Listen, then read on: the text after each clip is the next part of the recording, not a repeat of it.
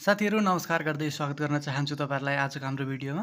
आजको हाम्रो video unified प्रिटेस्टको अन्तर्राष्ट्रिय सङ्घ संस्था अन्तर्गतको सार्कबाट रहेको छ र भिडियो यस प्रकार सुरु हुन्छ। SAARC South Asian association for regional cooperation, यो भनेको यसको फुल फर्म भयो। यसको स्थापना चाहिँ युएनओको धारा 52 बमोजिम गरिएको थियो। युएनमा जम्मा कतिवटा धारा छन् भन्दाखेरि चाहिँ 111 वटा धारा रहेका छन् र यो चाहिँ धारा 52 बमोजिम स्थापना गरिएको हो। यसको स्थापना हुनु पूर्व 14 वटा बैठक बसेको थियो। सार्कको स्थापना हुनु अगाडि चाहिँ 14 वटा बैठक बसेको थियो र यसको अवधारणा चाहिँ 1980 मे 2 मा जियाउर रहमानले ल्याएका थिए, जो चाहिँ बङ्गलादेशी नागरिक थिए। यो नाम याद राख्नु होला, जियाउर रहमान बङ्गलादेशी।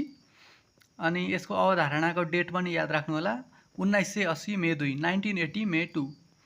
अनि 1980 मा यसको अवधारणा आइसकेपछि 1985 डिसेम्बर 8 मा मात्रै यसको स्थापना भयो र यो स्थापना भएको मितिलाई चाहिँ सार्क डे भनेर मानिन्छ, जसको डेट चाहिँ हुन जान्छ डिसेम्बर 8। सार्कको स्थापना 1985 डिसेम्बर 8, सार्क डे डिसेम्बर 8। स्थापनाकालीन देश सार्क स्थापना हुँदाखेरि त्यति बेला कतिवटा देशहरू चाहिँ यसको सदस्य थिए भन्दाखेरि 7 वटा। अहिले हाल चाहिँ 8 वटा राष्ट्र पुगेका छन् र 8औं राष्ट्र कुन भन्दाखेरि चाहिँ अफगानिस्तान। अफगानिस्तान सार्कको सदस्यता, अफगानिस्तानले सार्कको सदस्यता 2007 अप्रिल 3-4 को 14औं शिखर सम्मेलनबाट भएको थियो भने 14औं शिखर सम्मेलन चाहिँ भारतको न्यू दिल्लीमा बसेको थियो।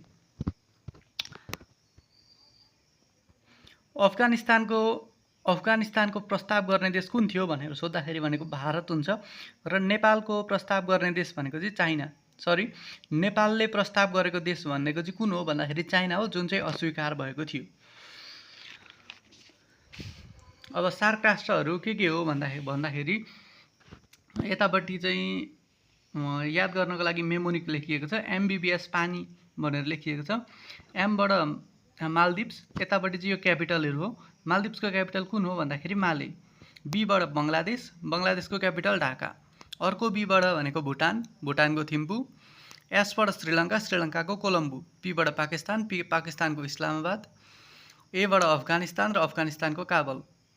एनबाट नेपाल, नेपालको काठमाडौँ। यो काठमाडौँलाई चाहिँ कहिले राजधानी घोषणा गरियो भन्दाखेरि 1826 चैत 10 मा पृथ्वीनारायण शाहको पालामा, र यो चाहिँ संविधानको धारा 288 मा पनि लेखिएको छ। आइबाट इन्डिया, इन्डियाको न्यू दिल्ली। यो भयो सार्क राष्ट्रहरू। सार्क राष्ट्रहरूको क्यापिटल, सार्क राष्ट्रहरू याद गर्ने मेमोनिक, सार्क राष्ट्रहरू र सार्क राष्ट्रको क्यापिटल। अब सार्कको वाडापत्र, यो सार्कको वाडापत्र पनि एकदमै महत्त्वपूर्ण रहेको छ। योबाट पनि क्वेसनहरू सोधिरहेको पाइन्छ। सार्कको वाडापत्रमा हस्ताक्षर गर्ने देश कतिवटा थिए भन्दाखेरि 7 वटा। यो कहिले तयार भयो भन्दाखेरि 1985 डिसेम्बर 8। सार्कको वाडापत्र कसले तयार गरेको थियो भन्दाखेरि राजा वीरेन्द्र, जुन चाहिँ नेपालबाट थिए। त्यस पछाडि सार्कको वाडापत्र प्रस्तुत गर्ने को थिए भन्दाखेरि जियाउर रहमान बङ्गलादेश। तयार पारेका नेपालकाले र त्यसलाई प्रस्तुत गरेका चाहिँ जियाउर रहमानका बङ्गलादेशकाले। अब हस्ताक्षरकर्ता को थिए भनेर पनि सोध्न सक्छ। जस्तै योबाट कस्तो क्वेसन सोध्न सक्छ भन्दाखेरि सार्कको वाडापत्रमा हस्ताक्षर गर्ने राजाहरू कतिजना थिए भनेर पनि सोध्न सक्छ। सार्कको वाडापत्रमा हस्ताक्षर गर्ने श्रीलङ्काका तर्फबाट को थिए भनेर पनि सोध्न सक्छ। त्यसैले यो पनि इम्पोर्टेन्ट रहेको छ। हस्ताक्षरकर्ता भनेको राजाहरू 2 जना थिए, राजा वीरेन्द्र नेपालबाट र जिङ्मे सिङ्मे वाङचु भुटानबाट। यो चाहिँ तपाईहरुले लेखेर रटेर जानु होला, किनभने यो एकदमै महत्त्वपूर्ण पनि रहेको छ। अनि सार्कको वाडापत्रमा हस्ताक्षर गर्ने प्रधानमन्त्री भनेको 1 जना थिए, इन्डियाबाट राजीव गान्धी, र राष्ट्रपतिहरू भनेका चाहिँ 4 जना थिए, श्रीलङ्का, बङ्गलादेश, मालदिप्स र पाकिस्तानबाट। श्रीलङ्काबाट हस्ताक्षर गर्ने जुलियस रिचर्ड जयवर्धने, बङ्गलादेशबाट हुसेन मोहम्मद एरशद, मालदिप्सबाट मैमुन अब्दुल गयुम र पाकिस्तानबाट जियाउल हक। त्यसैगरी अब सार्कको वाडापत्रमा कतिवटा धारा थिए भनेर सोध्दाखेरि 10 रहेको छ यसको एन्सर। अब त्यो 10 वटा के हो भन्दाखेरि यतापट्टि मेमोनिक छ र यहाँनेरि चाहिँ त्यो धारामा के छ भनेर लेखिएको छ। यसलाई कसरी याद गर्ने भन्दाखेरि उसिरामस्ता प्राकाश बिसा, उसिरामस्ता प्राकाश बिसा। सार्कको वडापत्रहरूमा को सङ्ख्या कति हो सार्कको वडापत्रमा धाराको सङ्ख्या कति हो भन्दाखेरि 10 के भन्दाखेरि उसिरामस्ता प्राकाश बिसा। अब उबाट भनेको के हो उद्देश्य, उद्देश्य जम्मा कतिवटा छ भन्दाखेरि 8 वटा। सीबाट के हो भन्दाखेरि सिद्धान्त, सिद्धान्त कतिवटा थिए 3टा। राबाट भनेको राष्ट्रिय तथा सरकार प्रमुखको बैठक, मबाट भनेको मन्त्री परिषद, स्थाबाट भनेको स्थानीय समिति, प्रा भनेको प्राविधिक समिति, का भनेको कार्य समिति, स भनेको सचिवालय, बी भनेको वित्तीय संस्था, सा भनेको सामान्य व्यवस्था। अब यहाँबाट के सोध्न सक्छ भन्दाखेरि सार्कको वडापत्रको धारा 7 मा के सम्बन्धी व्यवस्था गरिएको छ भनेर पनि सोध्न सक्छ, अथवा सार्कको वडापत्रमा सिद्धान्तहरू कतिवटा उल्लेख गरिएको छ भनेर सोध्न सक्छ। त्यसैले यसलाई पनि ध्यान दिएर हेर्नु होला, यो पनि जरुरी नै छ। अब शिखर सम्मेलन, हालसम्म शिखर सम्मेलन चाहिँ कतिवटा भइसकेको छ भन्दाखेरि 18 वटा भइसकेको छ। पहिलो शिखर सम्मेलन भनेको चाहिँ 1985 डिसेम्बर 8 मा बङ्गलादेशको ढाकामा भएको थियो। नेपालबाट सहभागिता कसले जनाएको थियो भन्दाखेरि राजा वीरेन्द्रले, नेपालबाट सहभागिता राजा वीरेन्द्रले जनाएका थिए।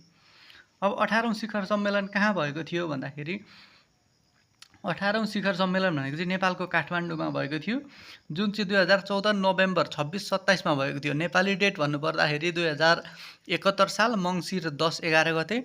यसको अध्यक्षता नेपालमा भएको जुन शिखर सम्मेलन थियो 18औं शिखर सम्मेलन, त्यसको अध्यक्षता भनेको चाहिँ सुशील कोइरालाले गरेका थिए। र त्यति बेलाको नारा चाहिँ के थियो भन्दाखेरि deeper integration for peace and prosperity.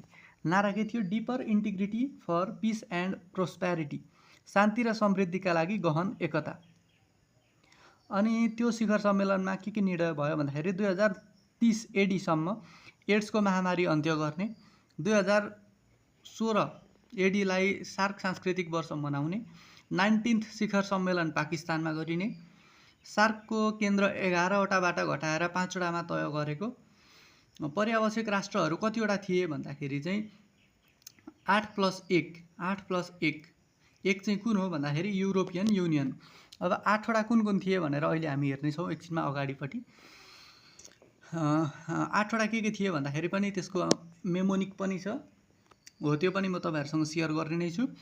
अनि अतिथि राष्ट्र, 18औं शिखर सम्मेलनमा अतिथि राष्ट्र को थियो भन्दाखेरि साउथ अफ्रिका। अनि उपस्थित नभएको देश कुन थियो भन्दाखेरि मौरिसियस। अब यो सार्क शिखर सम्मेलन कहिले भएको थियो भनेर एउटा डायग्राम रहेको छ। यो पट्टिको 3टा बी भनेको बङ्गलादेश, यो 3टा बी भनेको भारत, एनपी भनेको नेपाल, एम भनेको मालदिप्स, एस भनेको श्रीलङ्का। त्यति भएपछि बुझ्नु भयो होला तपाईहरुले, यसरी पढ्नु होला।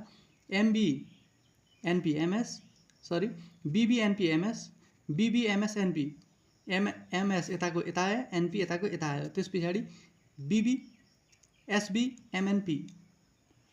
यो तपाईहरुलाई अप्ठ्यारो हुन सक्छ। यसको लागि चाहिँ तपाईहरुले नेपालमा कतिवटा भएको थियो र कुन भएको थियो भनेर हेर्दाखेरि पुग्नु पर्ने हो, जहाँसम्म मलाई लाग्छ। नेपाल एन जहाँ छ त्यो नेपालमा भएको तेस्रो, 11औं र 18औं नेपालमा भएको शिखर सम्मेलनहरू। अब एक पटक मात्रै शिखर सम्मेलन आयोजना गर्ने देश कुन भन्दाखेरि भुटान, कतिऔं गरेको थियो भन्दाखेरि 16औं।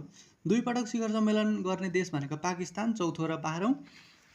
3 पटक शिखर सम्मेलन गर्ने देश भनेको बङ्गलादेश, भारत, नेपाल, मालदिप्स र श्रीलङ्का।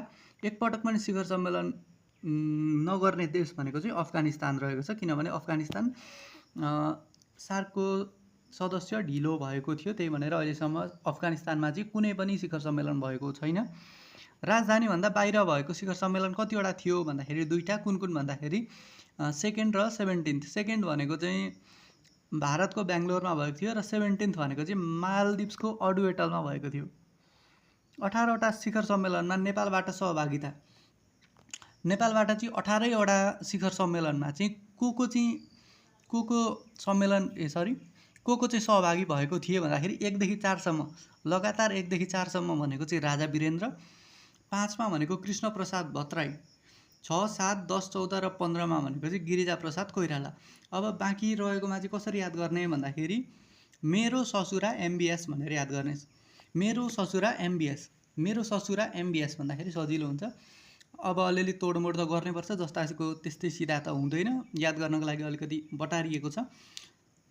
मेरो ससुरा एमबिएस। मबाट भनेको मनमोहन अधिकारी 8औं, 9औं भनेको लोकेन्द्र बहादुर चन्द्र, 11औं भनेको शेरबहादुर देउवा, 12औं भनेको सूर्य बहादुर थापा, 13औं भनेको राजा ज्ञानेन्द्र, 16औं भनेको माधव कुमार यादव, 17औं भनेको बाबुराम भट्टराई र 18औं भनेको चाहिँ सुशील कोइराला।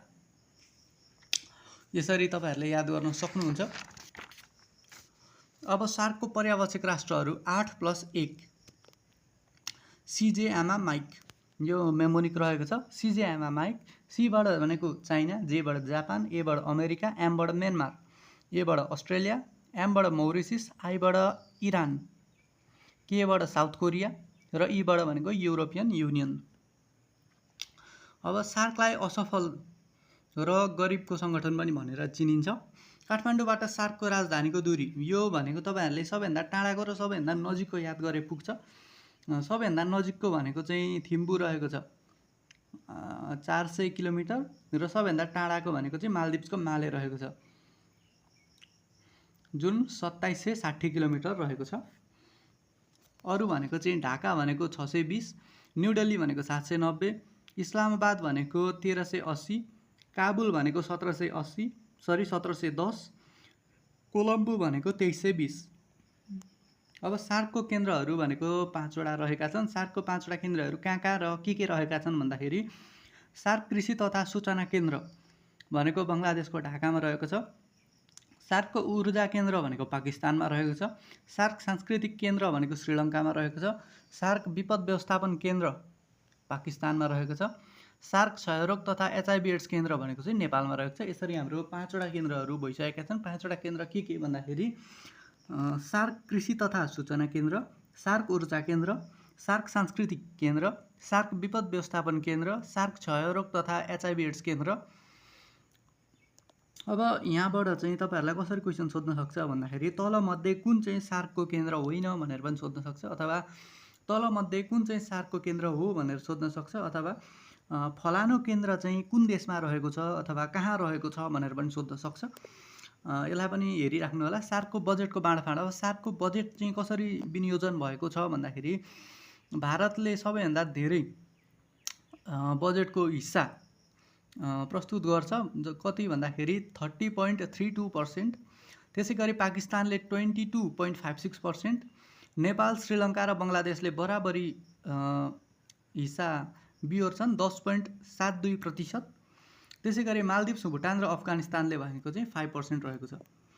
अब सचिवालय सम्बन्धी केही जानकारीहरू पनि लिइराखौँ। सचिवालय भनेको प्रशासनिक अङ्ग भनेर चिनिन्छ। सचिवालयको मुख्य व्यक्ति भनेको महासचिव हुन्छ। सचिवालयले मासिक रूपमा प्रकाशन गर्ने पत्रिका भनेको स्पेक्ट्रम, जुन इङ्ग्लिस भाषामा प्रकाशित हुन्छ। यो कुरालाई याद राख्नु होला, हाइलाइट गर्नु होला, कपीमा पनि टिप्नु होला सक्नुहुन्छ भने, अथवा स्क्रिनसट गरेर पनि राख्न सक्नुहुन्छ। सचिवालयले मासिक रूपमा प्रकाशन गर्ने पत्रिका भनेको स्पेक्ट्रम हो, जुन इङ्ग्लिस भाषामा प्रकाशन हुन्छ। जम्मा महासचिवको सङ्ख्या भनेको अहिलेसम्म 15। प्रथम महासचिव भनेको अबुल अहसन, जुन बङ्गलादेशी नागरिक थिए। त्यस पछाडि 15औं महासचिव भनेको गोलाम सरवार, जुन चाहिँ बङ्गलादेशबाट रहेका थिए। 2023 मार्चदेखि हालसम्म रहेका छन्। नेपालबाट हुने महासचिवको सङ्ख्या भनेको 2 जना, जुन 4औं र 12औं भएका थिए। चौथो भनेको यादव कान्त सिलवाल र 12औं भनेको अर्जुन बहादुर थापा। नेपालबाट हुने महासचिवको सङ्ख्या 2 जना, चौथो र 12औं। चौथो भनेको यादव कान्त सिलवाल र 12औं भनेको चाहिँ अर्जुन बहादुर थापा। अब पदबाट राजीनामा दिने एकमात्र महिला महासचिव भनेको 10औं महासचिव रहेका थिइन्, जुन चाहिँ फतिमा दियाना सैयद मालदिप्सबाट रहेकी थिइन्।